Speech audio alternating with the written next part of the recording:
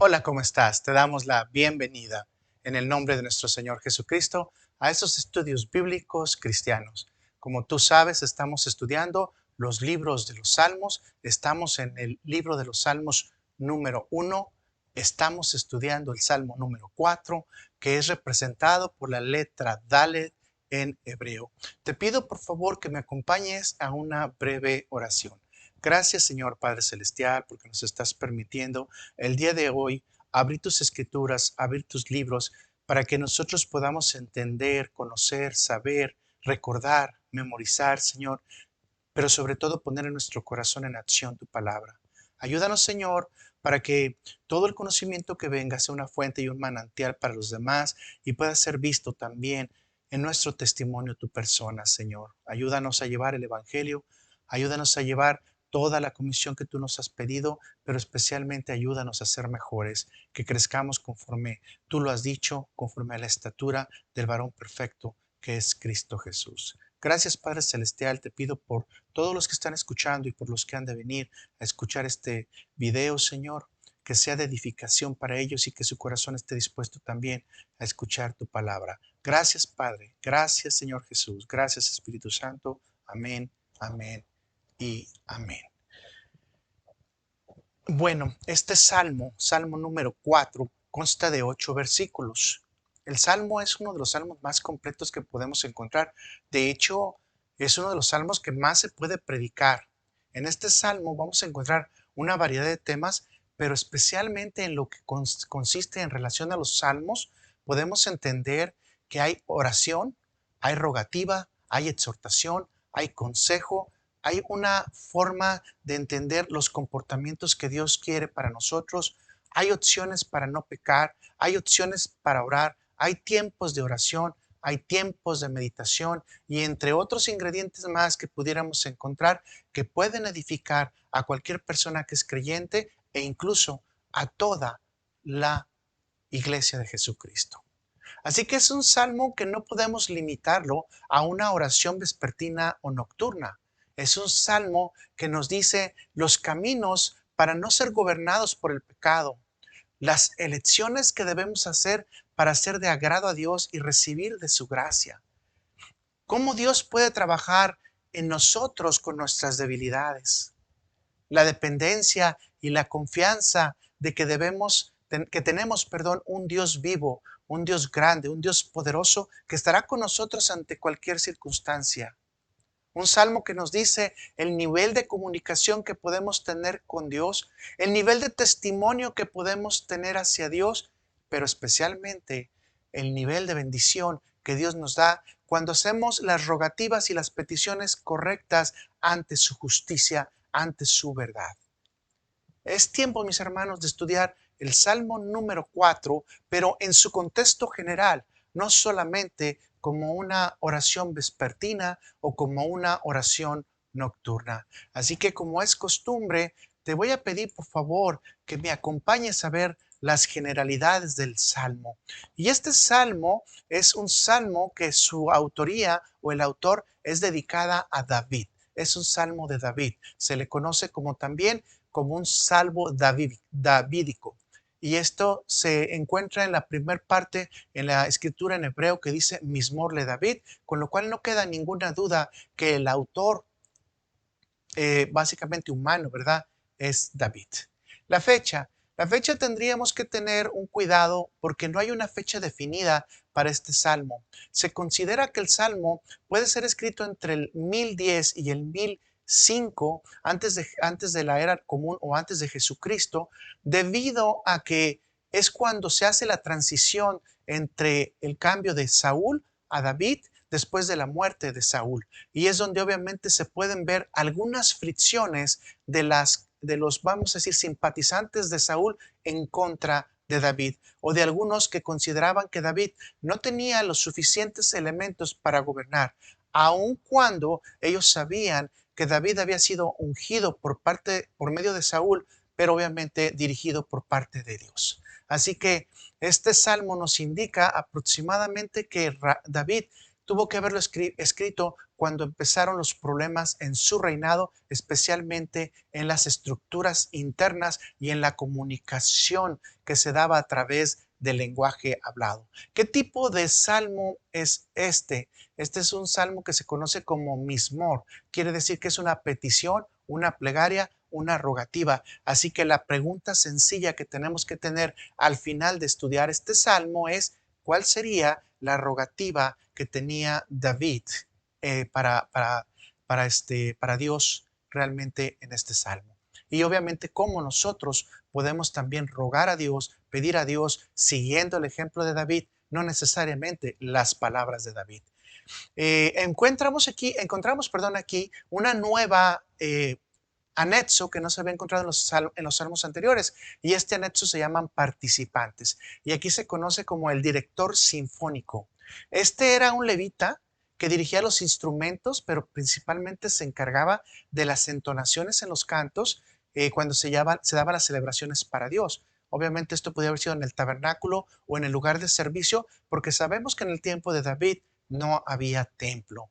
Así que es hermoso empezar a tener aquí un director sinfónico, lo que nos dice que no era uno, sino muchas personas que cantaban a coro. Así que los coros, pudiéramos decirlo de esta manera, son extremadamente permitidos cuando estamos haciendo una alabanza a Dios. El vocabulario, como en el salmo pasado encontramos la palabra Selat, ahora encontramos una palabra nueva que va a estar siendo repetida y que de hecho generalmente es transliterada, es decir, no se tiene una traducción directa del hebreo al español. En este caso, la palabra que estamos encontrando es la palabra negiot. La palabra negiot la vas a encontrar en muchos salmos. Y en la palabra negiot, de acuerdo a los exégetas, especialmente cristianos, se dice que esta palabra se refiere a instrumentos musicales que posiblemente fueron instrumentos de cuerda. Pero a excepción o a diferencia de los israelitas, muchos de los israelitas o grupos israelitas confirman que esta palabra tiene que ver con el director de las entonaciones, es decir, con el director de los cantos o de los ritmos de los cantos vocales que tenían las canciones. Así que aquí tenemos un gran misterio que no podemos resolver a primera mano, pero sí podemos darnos cuenta que generalmente cuando se dice la matzea, está diciendo al director o a la persona que se va a encargar de llevar la entonación musical, entonces quiere ser una persona que tiene que organizar toda la música. Entonces, posiblemente no se refiere nada más a un instrumento musical, sino a una persona que debe de decir cómo se dirigen todos los instrumentos musicales. Así que te pido por favor que vayas conmigo entonces a ver los temas que vamos a desarrollar el día de hoy. Si te das cuenta, ahí están en pantalla, los puedes leer conmigo si a ti te interesa. Es un punto número 1, vamos a ver la oración activa de David ante Dios. Punto número 2, vamos a ver el mensaje de los hijos de los hombres. Punto número 3, vamos a ver cómo los piadosos son de Dios. Punto número 4, ante la ira no debes de pecar. Punto número 5, la ofrenda y las bendiciones. Esto es lo que vamos a tratar de desarrollar en este salmo. Son temas muy grandes, pero los vamos a tratar de hacer pequeños, en resumen, para que todos los podamos entender. Así que si gustas, puedes acompañarme al tema número 1. Y en el tema número 1 se dice que la oración activa debe ser ante Dios. Y vamos a partir del Salmo 4, versículo 1. Tú puedes leerlo en tu Biblia o en pantalla va a aparecer. Respóndeme cuando clamo, oh Dios de mi justicia. Cuando estaba en angustia, tú me hiciste ensanchar. Ten misericordia de mí y oye mi oración. Si tú te puedes dar cuenta, es súper importante lo que está pasando aquí.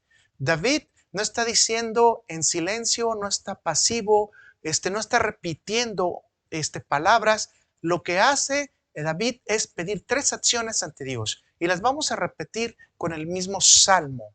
Responde a mi clamor, acción número 1. Acción número 2, ten misericordia. Acción número 3, oye mi oración.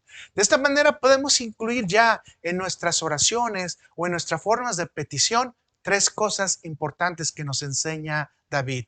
Responde ante mi clamor, ten misericordia, pero especialmente escucha, oye, pon atentos tus oídos a mi oración. Si puede comparar esta petición que David hizo en el Salmo 4.1 con lo que pasó con Job, es muy importante hacer este balance. Job decía que quería buscar a Dios. Job decía que quería tener un juicio justo. Job quería ser escuchado, pero su petición principal, o vamos a decir su tesis principal fue, no sé dónde encontrar a Dios. En Job 23, del versículo 3 al 6, usted puede ver estos versículos, ahorita nada más los estoy parafraseando. Pero Job tenía claro que si Dios le escuchaba y le daba la audiencia, entonces él iba a ser atendido. Así que David no sufre de este problema. David, por todo lo contrario, David tiene un testimonio completo, real, tiene una experiencia vivida con Dios, lo cual nos dice la comunión tan exacta que tenía David con Dios. Así que es muy importante ver que David no dudaba dónde estaba Dios, que David tenía claro que iba a escuchar su clamor, pero lo más importante es que David sabía que sus palabras iban a ser escuchadas. Así que por eso cuando sabemos que nuestras palabras son escuchadas de parte de Dios, tenemos que mandarlas, esas palabras, pidiéndole a Dios de su misericordia, pidiéndole a Dios ser escuchados, pero especialmente nos interesa pedirle a Dios que ponga en nuestro corazón la verdadera justicia. Ahora, como cristianos, deberíamos de preguntarnos si estamos en el lado de Job o en el lado de David. Los cristianos debemos de saber dónde se encuentra Dios. Jesús se encuentra a la derecha del Padre, pero también Jesús habita en nuestro corazón. Jesús mandó al Espíritu Santo y el Espíritu Santo mora en nosotros, que somos el templo del Espíritu Santo. Así que podemos afirmar con toda la seguridad de que Dios está ahí, Dios está aquí y Dios está en mí. Así que el cristiano no tenemos ninguna duda que podemos interactuar con Dios al 100% todos los días, de día y de noche.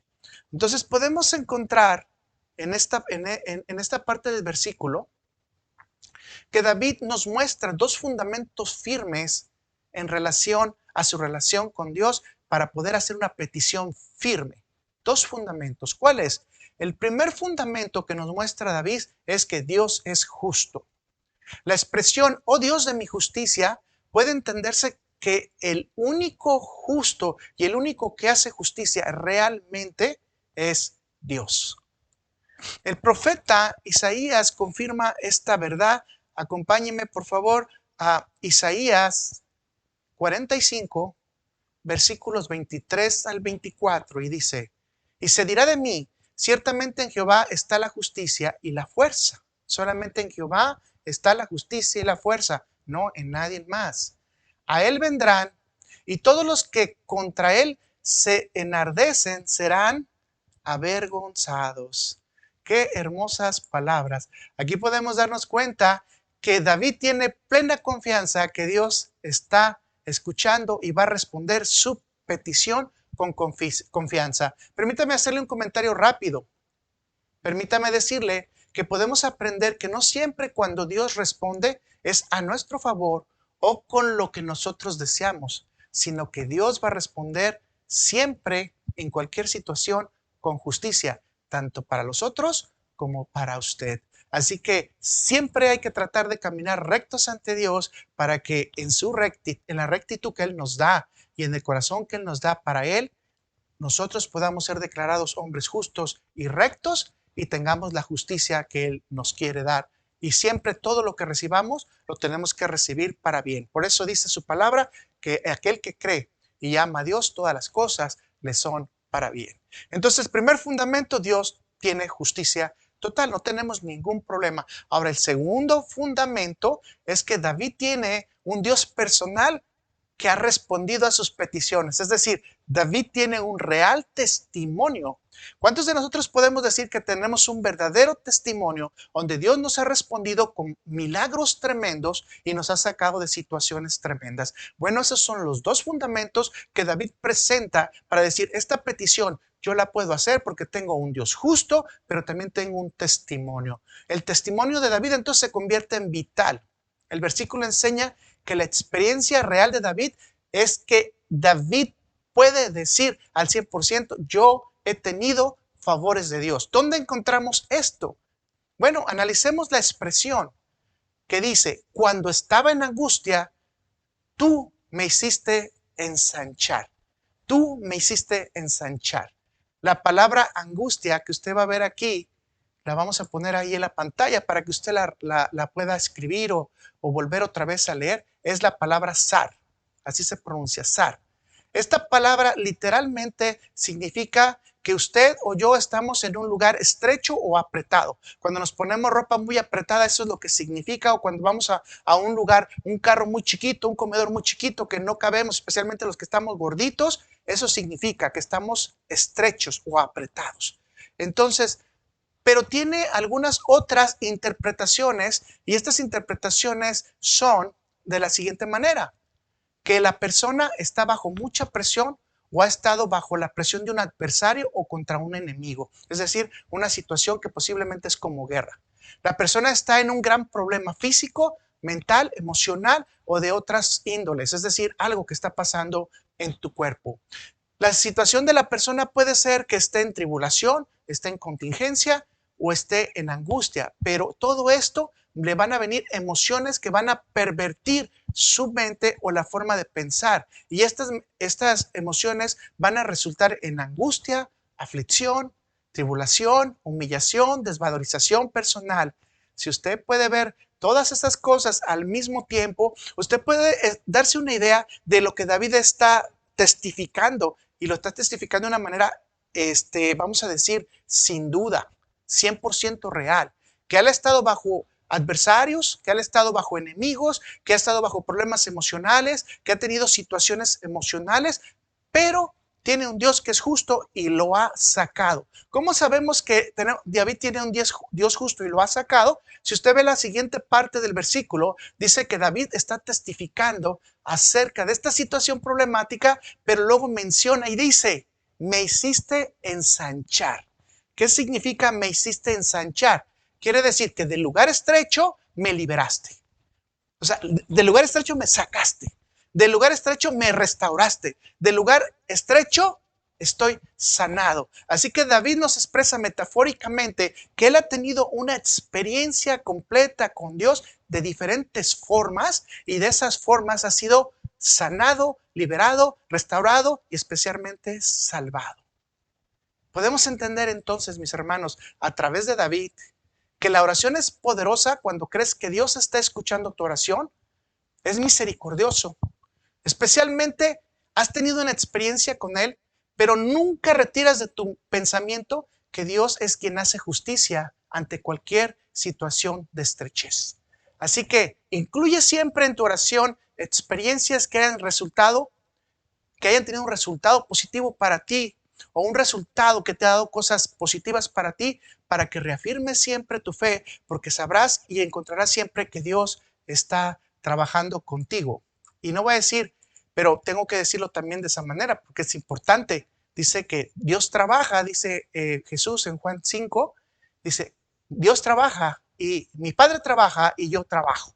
Así que Dios está trabajando también con nosotros y para nosotros, y nosotros queremos trabajar también para Dios. Vamos al punto número 2. Punto número 2.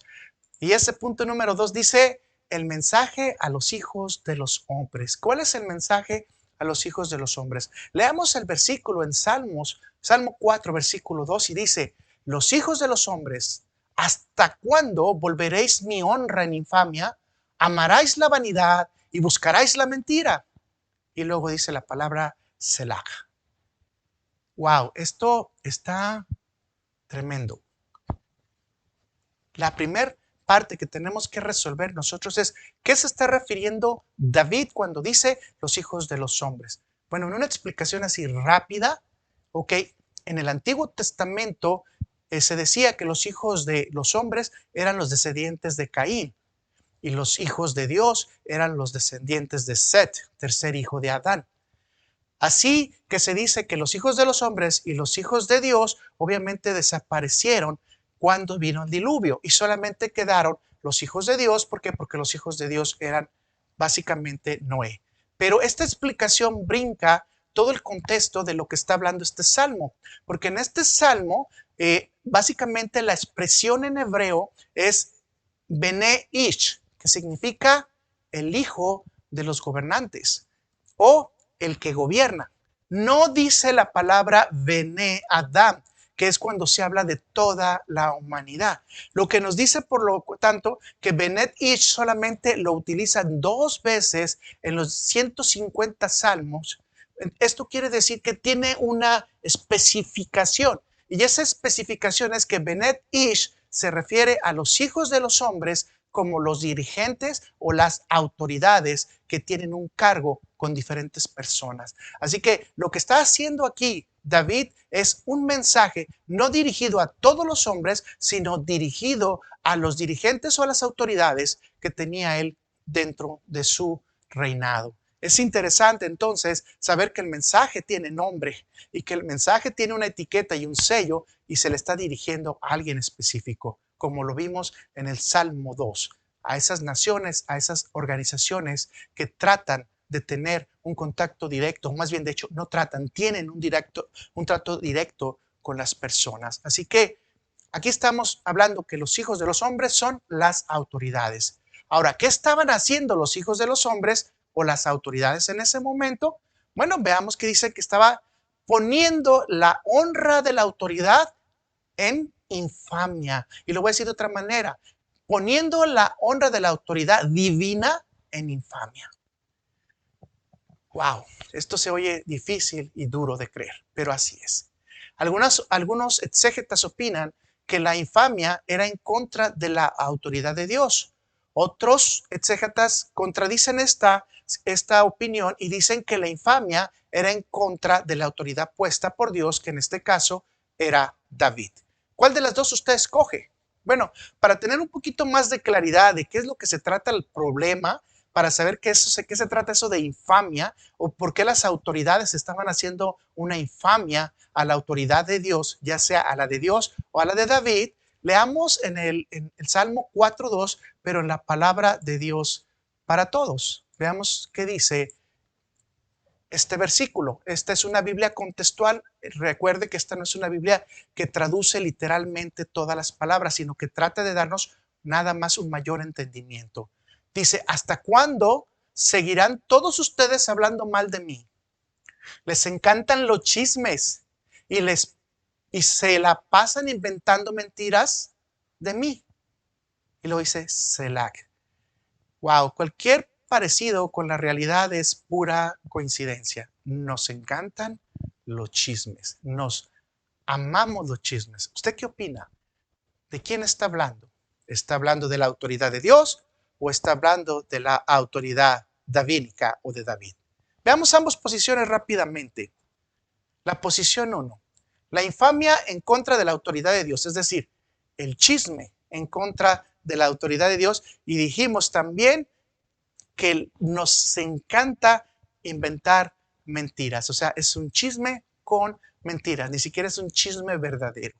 Bueno, este grupo afirma que en el contexto de este salmo, la humanidad en su propia vanidad va a ir fomentando la insensatez, y la impiedad al punto que van a llegar a profanar el nombre de Dios. Van a inventar nuevas interpretaciones de sus leyes, ordenanzas, mandatos. Van a ejercitar la mentira, van a encantar a las personas, van a cambiar la palabra y en ocasiones van a justificar sus propios deseos carnales con las propias palabras de Dios. Si esto le parece real en este momento, que para mí es más que real, no puedo distraerme mucho porque es un estudio, pero desafortunadamente hay muchos deseos carnales ya en la iglesia que empiezan a descalificar la verdadera autoridad de Dios. Y bueno, esto es para nuestro mal, porque obviamente Dios nos va a permitir que esto pase, porque después tiene que venir la destrucción. Usted puede darse cuenta que al incremento de la maldad viene el incremento de la corrección de parte de Dios, vienen los latigazos de parte de Dios, pero si la maldad no cede, entonces tiene que venir el juicio de parte de Dios. Y Dios es un Dios justo, como lo acabamos de ver, por lo tanto va a aplicar también su justicia. Entonces dice que estas gentes van a ejercitar la mentira en sus propias palabras, en sus propios entendimientos, en sus propias teorías, en sus propias doctrinas para que lo sea más fácil de entender, incluso con sus propias visiones o su propia locura. Y déjenme decirle que todo esto es para blasfemar el nombre de Dios. Y todo esto está escrito también. Si usted lee un poquito Apocalipsis, va a llegar el momento en que la abominación desoladora de Daniel va a llegar obviamente al templo, a ocupar un lugar sagrado, lo cual va a desatar una ira completa de Dios y va a venir una destrucción tremenda. Esto es cuando ocurre cuando estamos hablando del tercer templo. Dado a esto, podemos entender que esto se llama apostasía. ¿Cómo se llama? Apostasía. ¿Qué podemos aprender de esta apostasía? Bueno, el no tener en cuenta el consejo de Dios lleva al hombre a andar en su propio camino, con sus propias fuerzas, con su propio entendimiento, llenándose de vanidad, mentiras, chismes y falsas teorías, falsas doctrinas, provocando el engaño y negando la gracia de Dios para ellos y para quienes lo siguen. Wow, esto es tremendo, mis hermanos. Si usted revisa con cuidado estas palabras nuevamente, estamos a un punto en donde muchos van a desviar a unos pocos y los ciegos no pueden ser guías de ciegos. El mensaje entonces que está mandando Dios bajo este punto de vista, en donde estamos diciendo que estamos en la infamia hacia Dios, el mensaje es muy sencillo. Los dirigentes deben de corregir su forma de expresión verbal hacia la autoridad de Dios, cambiando su actitud de soberbia, vanidad y mentira y evitando blasfemar el nombre de Dios y salir de las leyes de Dios. Pero también quiero que tomen en cuenta qué hermoso es Dios, que hasta este momento Dios no trata de darles ningún castigo, sino que les dice hasta cuándo. O sea, es una pregunta. O sea, todavía les estoy dando una oportunidad. Reflexionen. Esa reflexión es muy importante. ¿Hasta cuándo? Si alguien le dice hasta cuándo a usted, es que, ¿qué le está diciendo? ¿Cuánto tengo que esperar a que cambies? Es decir, Dios está teniendo una paciencia tremenda para esperar el cambio. Bueno, vamos al siguiente punto rápido. La infamia en contra de David como autoridad puesta por Dios es la segunda visión de los exégetas. Y el grupo afirma que David estaba confrontando a los dirigentes o autoridades del pueblo, exhortándolos a ¿qué? A decirles, abandonen los comentarios negativos, los chismes y las mentiras en contra de mi persona. Yo no sé si a usted le estarían chismeando todo el tiempo, haciendo comentarios negativos, ¿cómo usted se sentiría? Creo que sería demasiado molesto. En este gesto, David es muy valiente y misericordioso, porque estaba intentando que los dirigentes no continuaran violando el mandato de Dios y la ley de Dios en referencia a este tema. Si usted puede acompañarme en un versículo muy conocido que está en Levítico 19, capítulo 19, versículo 16 dice, no andarás chismeando entre tu pueblo, no atentarás contra la vida de tu prójimo, yo Jehová. No puedo desarrollar más este tema, pero note usted nuevamente en el versículo que dice, no andarás chismeando entre tu pueblo y no atentarás contra la vida de tu prójimo. Chismear equivale casi, vamos a decirlo de esa manera, a matar. Así que como se puede observar, la actitud de David es de mucha misericordia, porque quiere que los dirigentes reflexionen sobre esta situación para que no traigan juicio a sus vidas ni a los de sus dirigidos. ¿Cuál de los dos grupos tiene la razón entonces? ¿Cuál de los dos grupos exégetas tendría la razón, mis hermanos? Bueno, en el punto de vista básicamente del Salmo se estaría diciendo que sí, efectivamente se está hablando directamente de David. Pero si nosotros nos vamos al contexto general de la Biblia, incluso en el estudio que hicimos en el Salmo número 2, ambas visiones son correctas, porque conforme a esta visión y conforme a lo que va a pasar en el futuro, dice la visión profética que la humanidad irá incrementando la maldad e irá en contra de Jehová y su autoridad. Y eso está también en Apocalipsis. Así que ambas visiones son correctas, porque la autoridad que ponga Dios será tratada de ser derrocada por parte del hombre o incluso hecha a un lado o destruida por parte del hombre. Así que para mí esto es muy importante en el estudio profético, que también se tome en cuenta que las dos visiones pudieran ser una explicación a esta realidad. ¿Cuál es la estrategia entonces que está diciendo que se va a usar? Es bien sencilla. La estrategia de la lengua, del habla, de la distorsión, de la enajenación.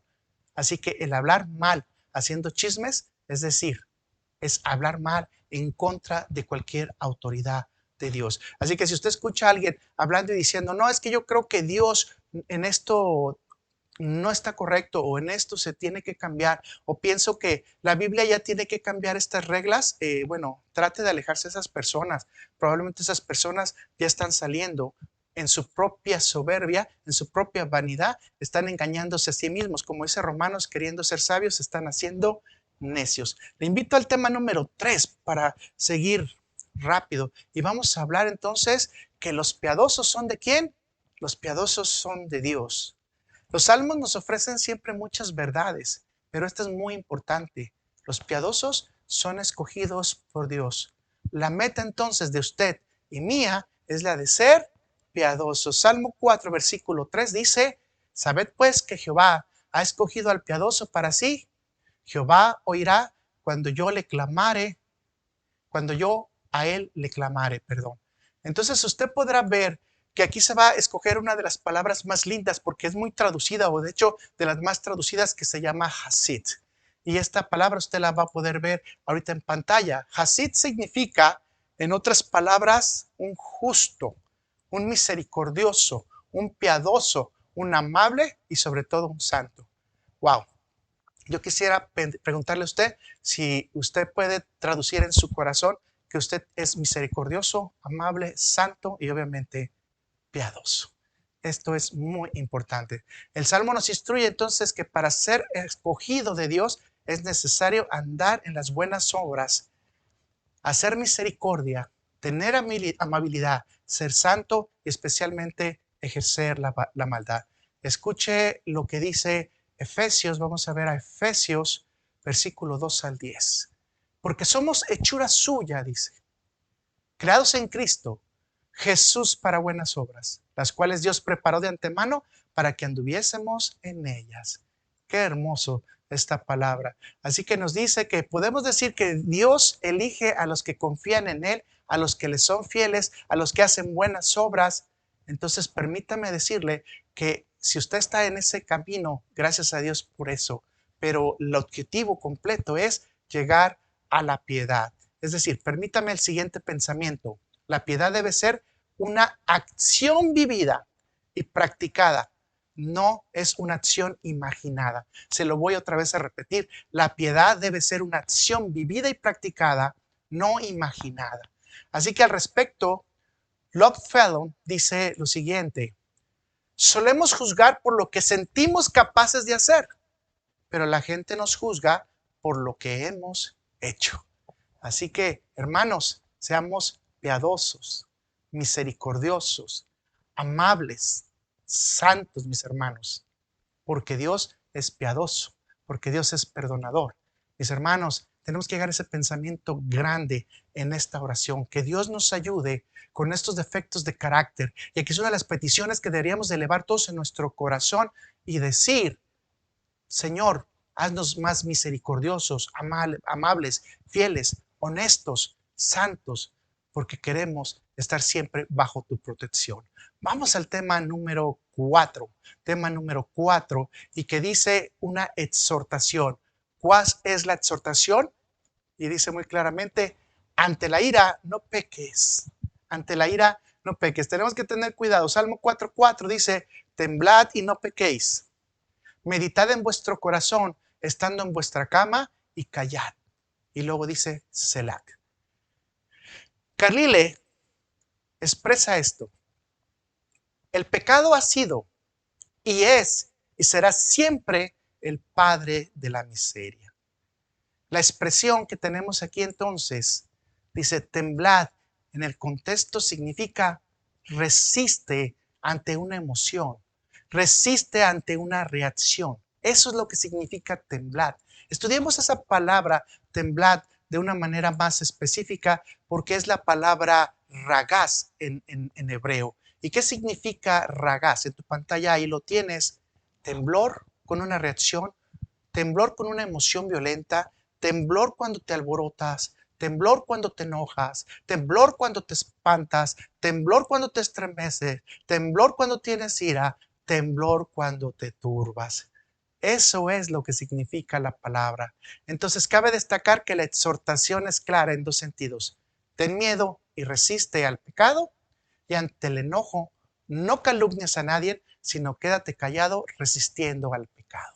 Ahora podemos entender con mayores elementos la escritura que está en Efesios 4, del versículo 25 al 27, y dice así: por lo cual, desechando la mentira, hablad verdad cada uno con su prójimo, porque somos miembros los unos de los otros. Y aquí viene la expresión que quiero destacar: airaos, pero no pequéis.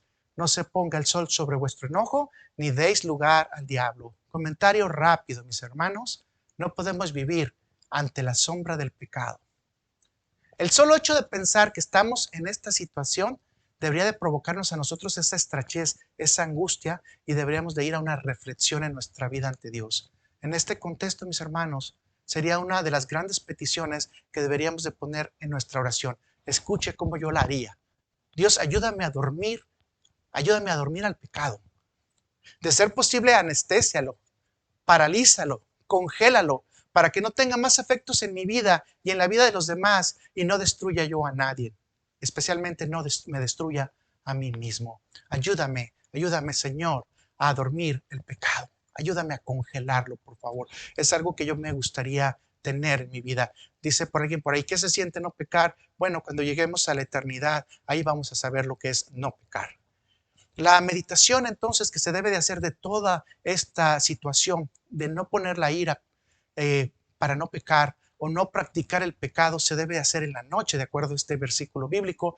¿Por qué tiene que ser en la noche? Bueno, la parte más objetiva que se dice es que es en el momento en que se dejan las partes de la vida cotidiana y es posible tomar en cuenta para nosotros una reflexión profunda sobre lo que estamos haciendo en nuestro ser. Debemos de meditar entonces en nuestro corazón de una manera que estemos en lo más relajado para saber en lo que hemos fallado.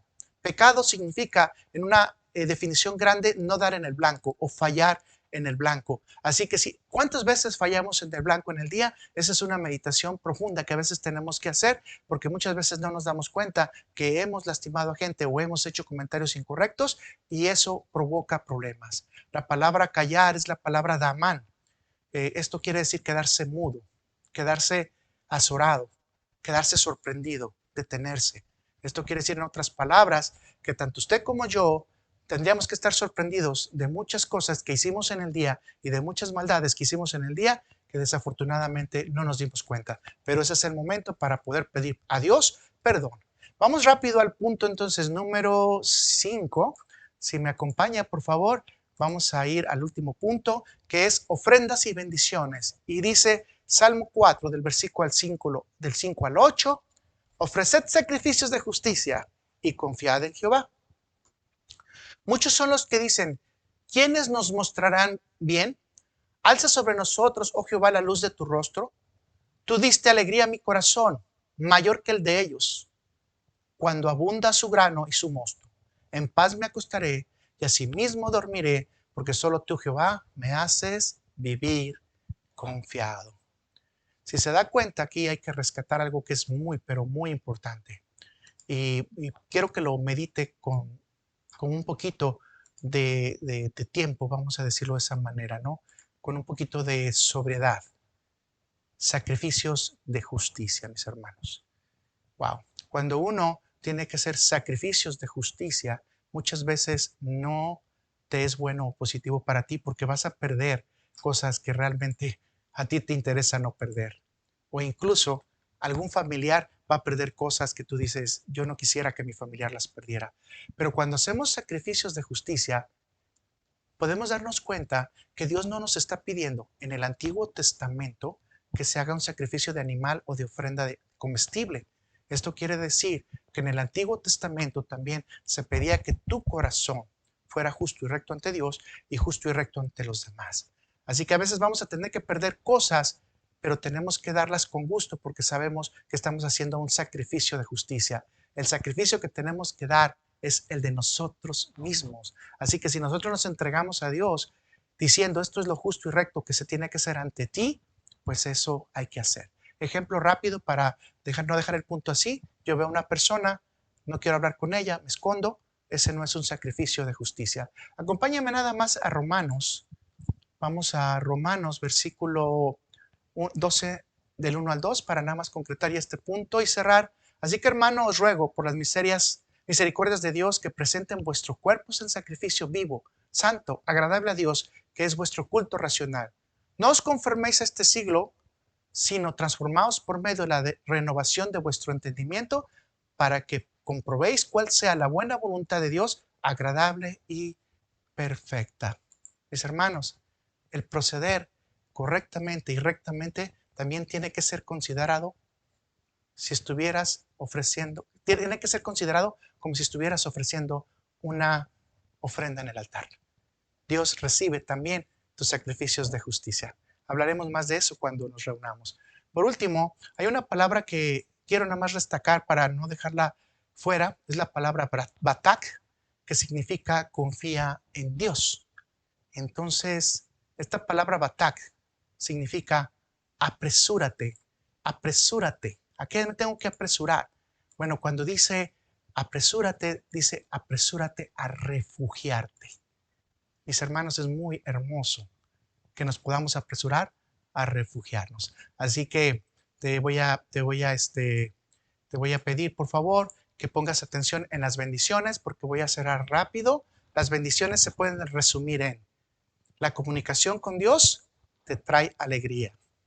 El grano representa la bendición financiera y la abundancia de los negocios que solo vienen de Dios. El mosto representa el relajamiento de las emociones, de tu cabeza, de tu estrechez y las presiones de tu vida, y obviamente la libertad de estar con un cuerpo sin estrés. La paz solamente Dios la da, así que cuando sientes paz, una paz que nadie puede alcanzar, esa es porque viene de Dios. Y el desarrollo, obviamente, de tu vida no tiene que ser bajo la sombra del pecado, sino bajo el sacrificio de justicia. Así que el descanso y la confianza en Dios solamente la podemos obtener cuando queremos caminar en la piedad. Dios es quien da el bien a mi corazón y las bendiciones. Es decir, mi felicidad, mi tranquilidad no vienen del prójimo, sino vienen de Dios y hacen que mi vida sea cercana a Dios, en comunión con Dios, y que yo pueda dar testimonio real de Dios. Bueno, mi hermano, te pido que escribas las preguntas que vamos a participar en el estudio, o que tú puedes participarlas en tu casa o con tus familias. Primera pregunta: ¿Dios ama o muestra misericordia a los pecadores? Segunda pregunta: ¿existe alguna forma que mi actitud demuestre una oposición a Dios? ¿Qué debemos hacer con nuestra boca? ¿Cuál debería ser la respuesta de la iglesia ante la apostasía y el incremento del pecado? La siguiente: ¿cuál es la actitud sana ante la presión de los comentarios negativos hacia tu persona o hacia otra persona? Siguiente: ¿cómo anda tu cosecha? Siguiente: ¿cómo estás pasando tus descansos? Y por último, ¿cuál sería tu petición de oración después de estudiar el Salmo? Pues damos gracias a Dios por este tiempo. Mis hermanos, Dios me los bendice, que tengan un bonito día, que tengan muchas bendiciones y que esta información les sirva para mejorar su vida. En el nombre de Cristo Jesús, sean bendecidos.